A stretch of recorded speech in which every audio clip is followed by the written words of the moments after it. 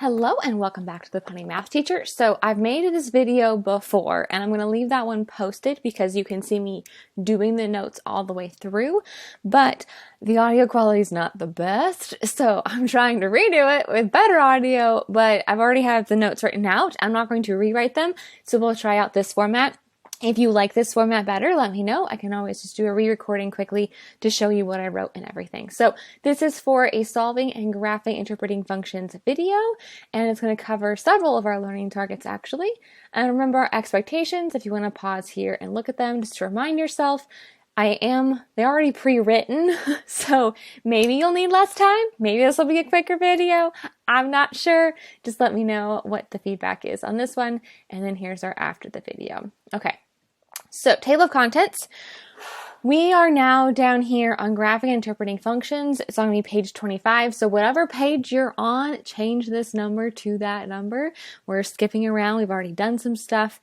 We shrunk some stuff down. So going to page 25. Okay. So on 25, the vocab that we are going to be using is x-intercept, y-intercept, increasing, decreasing, positive, negative, extrema with minimums and maximums, end behaviors, and then we'll also look at domain and range in class. So if you want to pause here and write down the first vocab.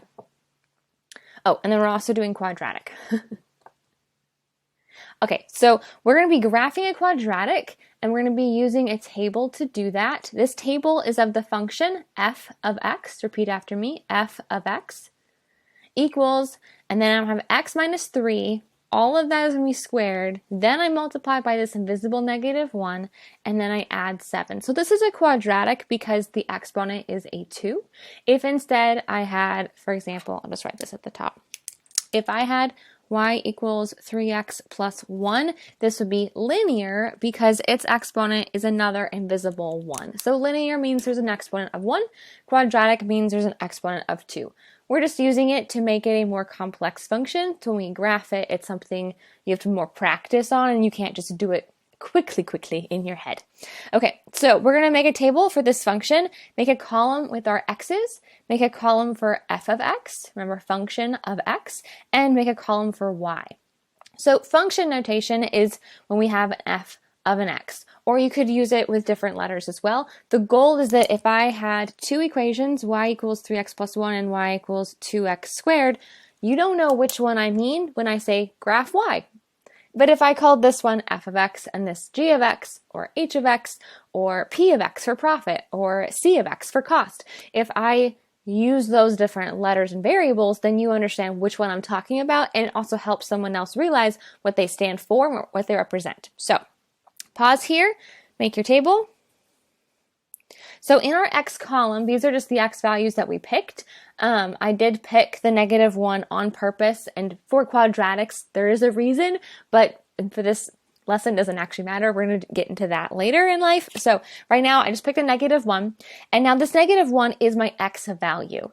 X is my input, f of x is my output. So when I put in an x value, we get out a y coordinate, but that means I'm plugging it into the function, I'm getting out the output of the function. So I'm going to have this -1, and everywhere I see an x, I want to replace it with a -1.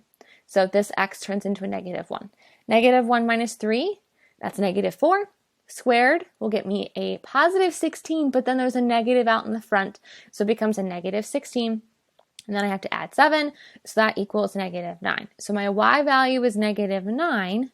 So when I input a -1, my output is at -9, and that's a coordinate that is a solution to this equation, or to this function. Because it is function notation, we usually start with f of x, but then we go from FGH typically. But if you have variables that mean something like profit, cost, revenue, we use that PCR, or whatever else we need, or height, we use h of t for time, instead of just x. So you can change variables to mean different things. So I will leave, I'm going to cover up this table now. So if you want to pause it, I want you to fill out the rest of the table and then come back and check. Okay, so you should have this table there. All right, I want you to draw a graph on the right-hand side. You've seen it, so you know what the shape should look like. I want you to plot these points, so plot -1, -9, plot 1, 3, and so on and so forth. It should look like this. This shape is called the parabola, so that U shape is called the parabola. We'll graph more of those second semester.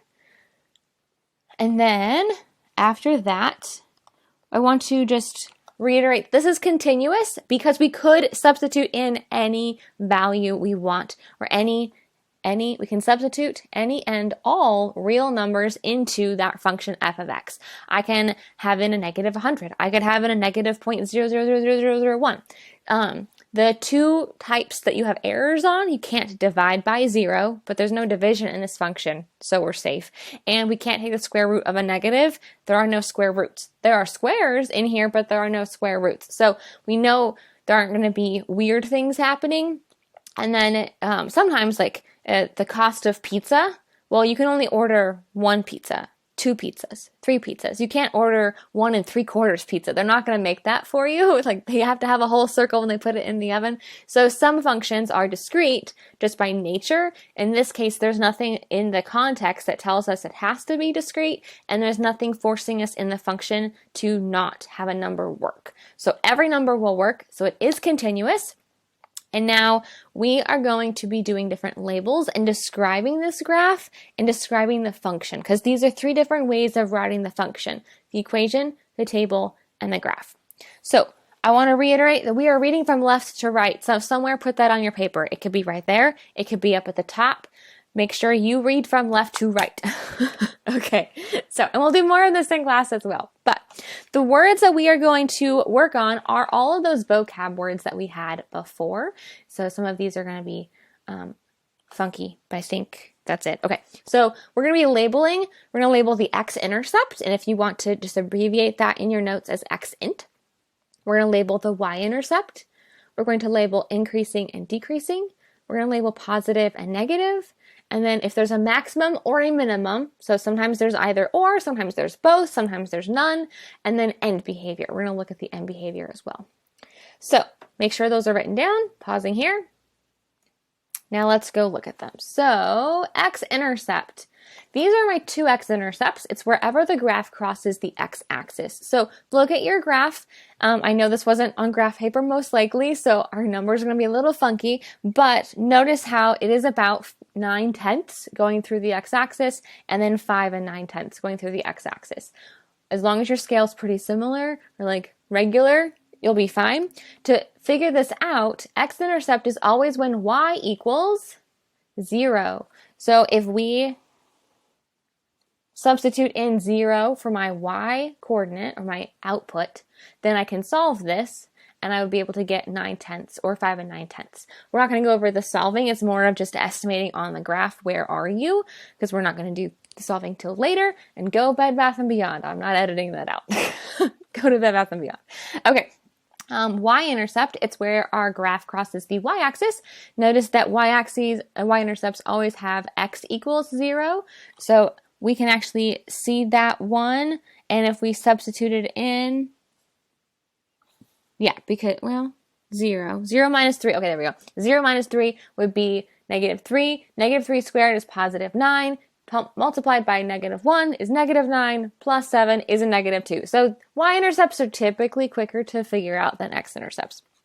Okay, increasing and decreasing. Now this is where we will do our inequalities again. That's why we did inequalities first, and where we can do interval notation. So with increasing, we read from left to right. Decreasing, we read from left to right. And we're looking at these number lines. So we have an x number line and we have a y number line. Loop. Okay, so on the x number line, I'm reading from left to right. I'm reading my graph like this. So if I'm starting from the left, I'm coming and I'm increasing up, but it's going to stop increasing when x is 7. I don't think I wrote that right. Uh-oh. Okay, it should stop increasing at the max, which it is happening. Oh, it is 7. No, it's at 3. We're reading it in terms of x. This is wrong. I will take down the first video. I want to make sure this one's up. Okay, so this should be 3. So I'm going from negative infinity, my x is negative infinity, all the way up till x is 3. That's how much it's increasing. So interval notation, this would be negative infinity all the way up to 3, not including because 3, like at 3, it's not increasing, but at 3, it's also not decreasing. It's just a constant. It's just there, okay? It's our maximum. We talk about that later. So decreasing is also in terms of x. So this should be a 3, okay? So from that x is 3 all the way to positive infinity, my graph is decreasing. So this should be 3 to positive infinity. So sometimes it's really nice in interval notation because you don't have to care about the fact that it's x. You have to think about that it's x, that we're looking at just this x-axis, but you don't have to write the letter x and think about it that way. So think about which one you like better. Interval notation, set notation. Remember, this is set or inequality notation. So think about which one you like better. All right, next words are positive and negative. So positive and negative use our x and are just our x-intercepts. So if we look, I'll move it. There we go. So if we look at this from reading from left to right, so from 9/10 of x all the way to 5 9/10. Notice this little u part of the parabola is above the x-axis. It's positive, has positive y values. That's what this positive interval is saying. And again, I can have 9/10 up to 5 9/10. Again, I'm not including the 9/10 and I'm not including the 5 9/10 because they are when it's 0 and 0 is not positive or negative. It's just 0. It's a special number. Okay, negative is from negative infinity, so going from left to right, all the way up to 9/10, but then picking back up at 5 9/10, going to positive infinity. So this in interval notation, because there are 2 of them, we would write it as negative infinity to 9/10 union 5 9/10 to positive infinity. Okay, so that U stands for a union. We're probably going to get into that in like late spring with probability where you'll see unions and intersections. But this is just so you can see it. It's a little preview before Algebra 2.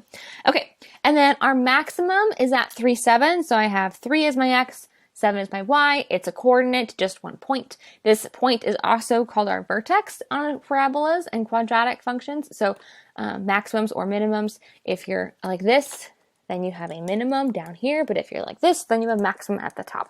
So in quadratics, they only have one or the other, but you could have squiggles that have a bunch of them. You can have a line that has none because they just keep going forever in both directions. There's no absolute maximum or minimum or relative, really. Okay, and behavior. So, and this is why you can't see it. There we go. All right, losing that. And behavior. So as x goes to negative infinity, so as my x-axis goes to negative infinity, what is happening to my outputs?